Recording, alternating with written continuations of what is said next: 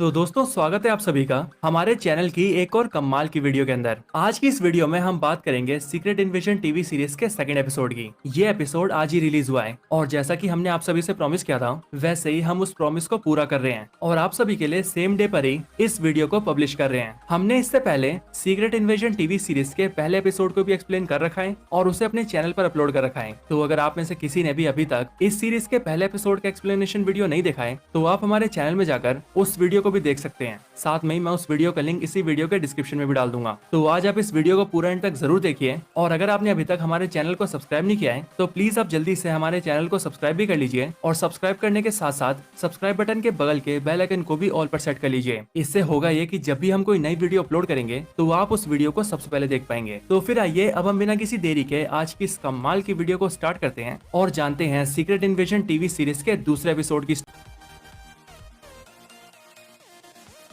तो इस एपिसोड की शुरुआत होती है साल 1995 से और अगर आप सभी को याद हो तो ये एमसीयू का वही साल है जिस साल के अंदर कैप्टन मार्वल की मूवी टेक प्लेस करती है। यहाँ पर हमें स्क्रल्स के बारे में बताया जाता है जहाँ पर हमें दिखाया जाता है कि किस तरह से क्री और स्क्रल्स के बीच लड़ाई हो गई जिसके बाद स्क्रल्स को अपनी जान बचा के भागना पड़ा। और फिर उसके बाद ही हम टेलोस, उसकी वाइफ सोरन और उसकी बेटी गाया को भी देखते हैं और हमें इनके बारे में भी कई चीजें बताई जाती है। फिर इसके बाद आता है इस एपिसोड का इंट्रो और इंट्रो के खत्म होते ही कहानी शुरू होती है साल 1997 से। यहाँ पे हमें दिखाया जाता है ग्रेविक को जो कि इस टाइम पर काफी छोटा होता है। यहाँ पर हमें पता लगता है कि ग्रेविक एक मामूली स्क्रल है और ग्रेविक के जो पेरेंट्स थे वो एक वॉर के अंदर मारे गए थे, लेकिन ग्रेविक ने किसी तरह से एक स्पेसशिप को चलाकर अपनी जान बचा ली थी और वो सीधा अर्थ पर आ गया था और फिर उसके बाद से वो अर्थ पर ही है। इस टाइम पर ग्रेविक लंदन की एक जगह पर होता है और उसके साथ ही वहाँ पर और भी कई सारे स्क्रल्स होते हैं और यहीं पर इन सबके सामने निक फ्यूरी भी होता है, जहाँ पर ग्रेविक निक फ्यूरी को ये भी बताता है कि उसके पेरेंट्स की मौत क्री से लड़ने की वजह से हुई थी। और फिर इसके बाद टेलोस जो कि इस टाइम पर सारे स्क्रल्स का लीडर होता है और स्क्रल काउंसिल का मेंबर होता है, वो ग्रेविक को भी अपनी टीम में शामिल कर लेता है। इसके बाद ही निक फ्यूरी ग्रेविक और बाकी सारे स्क्रल्स को ये प्रॉमिस करता है कि वो और कैरल डेनवर्स यानी कि कैप्टन मार्वल दोनों मिलकर जल्द से जल्द सभी स्क्रल्स के लिए एक नए प्लेनेट को ढूंढेंगे और वहाँ पर स्क्रल्स के लिए एक नई दुनिया बसाएंगे ताकि सारे स्क्रल्स वहाँ पर शांति से रह सकें और एक नए जीवन की शुरुआत कर सकें। लेकिन इसके साथ ही निक फ्यूरी सारे स्क्रल्स से ये भी कहता है कि मैंने आप सभी से एक प्रॉमिस किया है और इसके बदले में मैं आप सबसे भी एक प्रॉमिस चाहता हूँ और वो प्रॉमिस ये है कि जब तक मैं और कैरल डेनवर्स आप सभी के लिए आपका नया घर ना ढूंढ ले तब तक आप सभी इस ग्रह के ऊपर शांति से रहेंगे और इंसानों के सामने आपकी सच्चाई ना आए, इसीलिए आप सभी इंसानों के रूप में रहेंगे ताकि लोग स्क्रल्स के बारे में ना जाने। फिर इसके ठीक बाद कहानी सीधा प्रेजेंट में आ जाती है, यानी कि ठीक उसी टाइम पर जहां पर ग्रेविक मॉस्को के अंदर 3 बॉम्ब ब्लास्ट कर चुका है और मारिया हिल को जान से मार चुका है। यहीं पर हम ये देखते हैं कि ग्रेविक अपने काम को अंजाम देके वहां से चला जाता है, लेकिन फिर दूसरी तरफ टेलोस किसी तरह से निक फ्यूरी को अपने साथ ले जाता है और फिर वो उसके साथ मिलकर एक ट्रेन में ट्रेवल करता है। ट्रेन में ट्रेवल करते हुए निक फ्यूरी और टेलोस आपस में बातें करते हैं,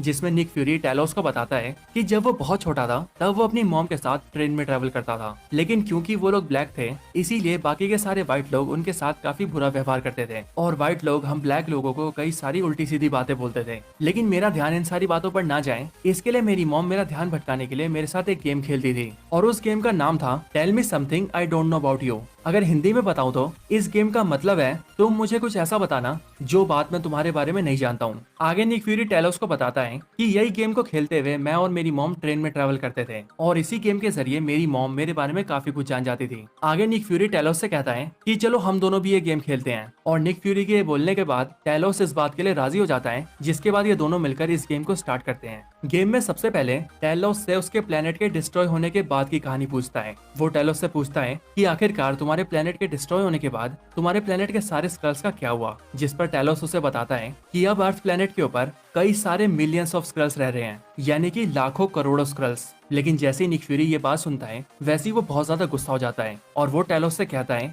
कि हमारे अर्थ प्लेनेट के अंदर लाखों करोड़ों स्क्रल्स हैं और तुम ये बात मुझे अब बता रहे हो। लेकिन फिर इस पर टेलोस निक फ्यूरी को बताता है कि तुम बहुत सालों से अर्थ से गायब हो और हम में से किसी को भी इस बात का अंदाजा भी नहीं था कि तुम हो कहाँ पर, और बाहरी स्पेस में हमारे स्क्रल भाई बहन बहुत बुरी हालत में थे, उनके रहने का कोई ठिकाना नहीं था और उनकी जान को भी खतरा था और इसीलिए उन सारे स्क्रल्स की जान बचाने के लिए मैंने उन सभी को सिग्नल देकर यहाँ पर बुला लिया ताकि वो सब यहाँ पर शांति से रह सके। इसके बाद ही अगले सीन के अंदर हमें मारिया हिल की डेड बॉडी दिखती है, जहाँ पर मारिया हिल का फ्यूनरल हो रहा होता है। यहीं पर मारिया हिल की मदर भी आती है जिनका नाम होता है एलिजाबेथ, और वो निक फ्यूरी से कहती है कि तुम मेरी बेटी के साथी थे और उसने सालों तक तुम्हारे साथ मिलकर काम किया है। लेकिन अब उसकी मौत हो चुकी है और इसीलिए तुम्हें किसी भी हालत में उसकी मौत का बदला लेना होगा। तुम्हें मारिया की मौत का बदला लेना होगा। इसके बाद हम कई सारी न्यूज सुनते हैं, जिन न्यूज के अंदर ऐसी बातें चल रही होती है कि अमेरिका ने जानबूझकर रशिया के अंदर अटैक्स करवाए हैं। लेकिन इन्हीं सारे सवालों के ऊपर यूएस के प्रेसिडेंट ये जवाब देते हैं कि अमेरिका ने ऐसा कुछ भी नहीं किया है और आगे भी यूनाइटेड स्टेट्स ऑफ अमेरिका ऐसा कुछ भी नहीं करेगा। लेकिन यहीं से हमें पता लग रहा होता है कि ग्रेविक का जो प्लान था वो अब सक्सेसफुल हो रहा था, और वो इसीलिए क्योंकि वो यही चाहता था कि यूएस और रशिया जैसे दुनिया के दो सबसे पावरफुल देश एक दूसरे से लड़ने लगे, जिससे कि पूरी दुनिया में जंग छिड़ जाए।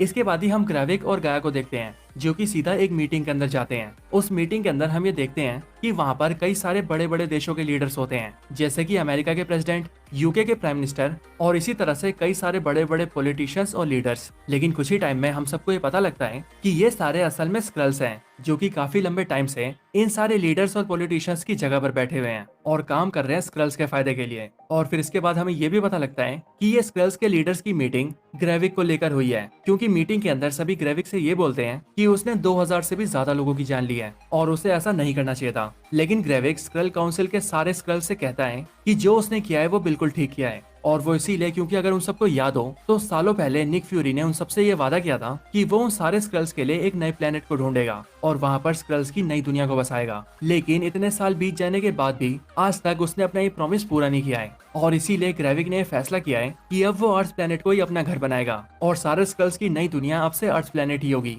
और हाँ, मुझे अपने इस काम को पूरा करने के लिए आप लोगों का साथ चाहिए। ग्रेविक की ये सारी बातें सुनकर काउंसिल के सारे स्क्रल्स ग्रेविक का साथ देने के लिए तैयार हो जाते हैं और वो ग्रेविक से कहते हैं कि तुम्हारी बात बिल्कुल ठीक है, निक फ्यूरी ने हमें धोखा दिया है और इसीलिए अब सारे स्क्रल्स का नया घर अर्थ ही होगा। इसके साथ ही स्क्रल काउंसिल के वो सारे स्क्रल्स ग्रेविक को अपना लीडर भी मान लेते हैं और वो ग्रेविक से कहते हैं कि अब से वो सब मिलकर ग्रेविक की बात मानेंगे। लेकिन यहीं पर हम ये भी देखते हैं कि स्क्रल काउंसिल के अंदर से एक स्क्रल, जो कि एक फीमेल स्क्रल होती है, वो ग्रेविक की बातों को अपोज करती है और वो ग्रेविक से कहती है कि वो जो भी चाहता है वो बिल्कुल गलत है और इसीलिए वो ग्रेविक को अपना लीडर भी नहीं मानती। लेकिन उनकी ये बात सुनकर ग्रेविक उनसे कहता है कि आप चुपचाप यहाँ से बाहर जा सकती हैं, और क्योंकि आप भी एक स्क्रल है इसीलिए मैं अपने किसी आदमी को नुकसान नहीं पहुंचाना चाहता, लेकिन मैं अभी के अभी आपको स्क्रल काउंसिल से बाहर निकालता हूँ, इसलिए शांति से आप यहाँ से बाहर निकल जाइए। ये सुनकर वो स्क्रल वहाँ से चली जाती है। लेकिन वो फीमेल स्क्रल जैसे ही बाहर आती है वैसे ही वो सीधा टेलोस को फोन करती है और वो टेलोस को ये सारी बातें बताती है। दूसरी तरफ से टेलोस इससे कहता है कि वो किसी तरह से ग्रेविक से उसकी मीटिंग फिक्स कर दे और वो मीटिंग इस बात पर फिक्स करे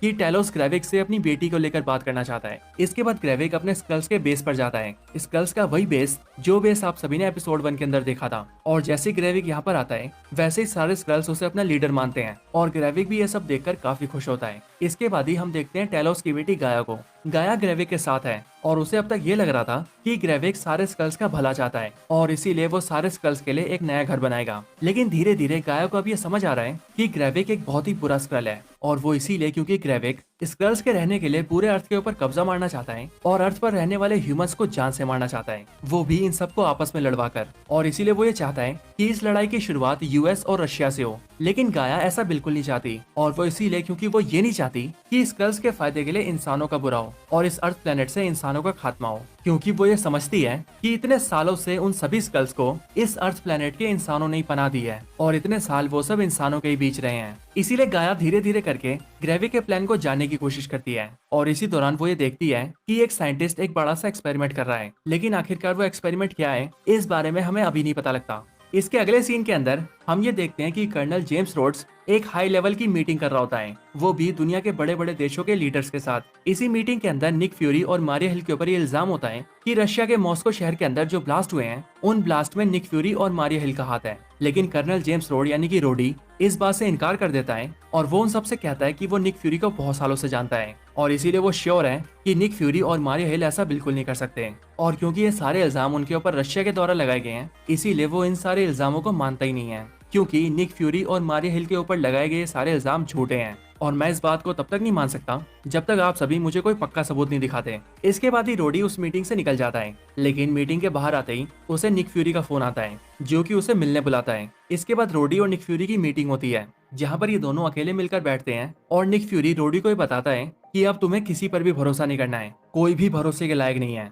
चाहे वो तुम्हारे साथी क्यों ना हो या फिर वो तुम्हारे बॉडीगार्ड्स तक क्यों ना हो। और ये इसीलिए क्योंकि हो सकता है कि वो सब या तो हाइड्रा के लिए काम कर रहे हो या फिर वो सारे स्क्रल्स हो और इसीलिए रोडी तुम्हें सावधान रहना है। ये सब बोलने के बाद निक फ्यूरी रोडी से कहता है कि उसे अपने मिशन के अंदर उसकी मदद की जरूरत है, लेकिन रोडी को निक फ्यूरी की सारी बातें बकवास लगती है और इसीलिए वो ना तो निक फ्यूरी की बातों को सीरियस लेता है और ना ही वो उसकी मदद के लिए राजी होता है। और इसके साथ ही वो निक फ्यूरी को ये भी बताता है कि यूएस मिलिट्री ने उसे उसकी पोस्ट से निकाल दिया है और फिर इसीलिए निक फ्यूरी रोडी से कहता है कि अगर कोई मेरा साथ दे या फिर ना दे, ये जंग मेरी है और मैं इसे अकेला ही लड़ूंगा। और फिर इसके बाद निक फ्यूरी वहां से चला जाता है। इसके बाद ही हम सभी सोनिया को देखते हैं, जो कि इस टाइम पर एक आदमी को टॉर्चर कर रही होती है और वो इसीलिए क्योंकि इस आदमी पर इल्जाम होता है मॉस्को शहर में हुए तीनों ब्लास्ट का। सोनिया के टॉर्चर की वजह से वो आदमी अपना मुंह खोलने लगता है, जिसमें सोनिया को ये पता लगता है कि वो आदमी असल में एक स्क्रल है और वो सोनिया को ये भी बताता है कि एक कपल है जो कि ग्रेविक की मदद कर रहा है सारे स्क्रल्स को सुपर स्क्रल बनाने के लिए और अभी उनका ये एक्सपेरिमेंट जारी है, लेकिन जैसे इनका एक्सपेरिमेंट पूरा होगा वैसे ये लोग स्क्रल्स को और ज्यादा पावरफुल बना देंगे।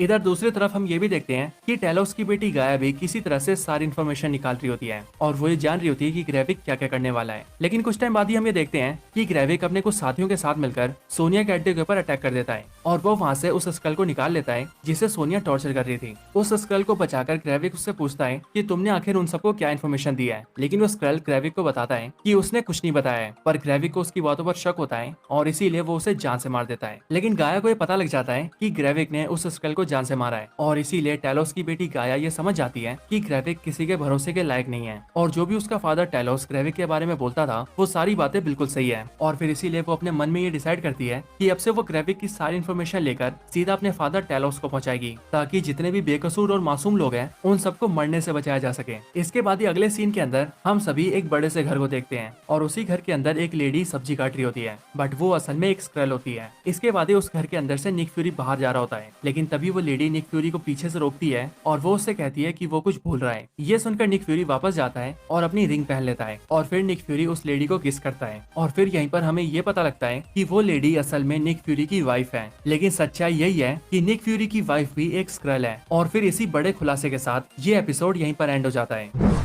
तो दोस्तों यही थी video secret invasion TV series के सेकंड एपिसोड के ऊपर। आप सभी को ये वीडियो और इस एपिसोड का एक्सप्लेनेशन कैसा लगा ये आप मुझे कमेंट्स में जरूर बताएं।